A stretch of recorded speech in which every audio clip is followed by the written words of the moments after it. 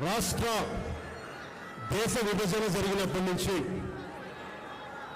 1947 దేశ విభజన జరిగినప్పటి నుంచి ఎప్పుడు మనం ప్రశాంతత చూడాల. అడ్డగోలుగా లక్షలాదిలో నరికేశారు అప్పుడు పాకిస్తాన్ విభజనప్పుడు. ఆ రోజు నుంచి ఈ రోజు దాకా ఏదో ఒక సందర్భంలో వాళ్ళ దేశాన్ని పాకిస్తాన్ని వాళ్ళు ఏలుకోలేక బలపడుతున్న మన దేశం, అభివృద్ధి చెందుతున్న మన దేశం ఎలాగైనా సరే దీన్ని వెనక్కి నెట్టాలి, అభివృద్ధిని ఆపాలి అనే ప్రయత్నాలు పాకిస్తానీ కొన్ని దశాబ్దాలుగా చూస్తున్నాం.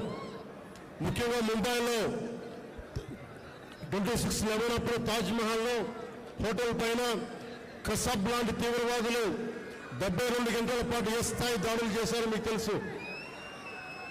అలాగే బాంబే పేలుళ్ళు కానీ, కోయంబత్తూరులో బాంబు పేలుళ్ళు కానీ, అలాగే గోకుల్ చాట్ కానీ, గోకుల్ చాట్ పేలుళ్ళు కావచ్చు, లుంబిని పార్క్ పేలుళ్ళు కావచ్చు, జామా మస్జిద్ పేలుళ్ళు కావచ్చు, వీటన్నిటికీ వెనక పాకిస్తాన్ హస్తం ఉంది.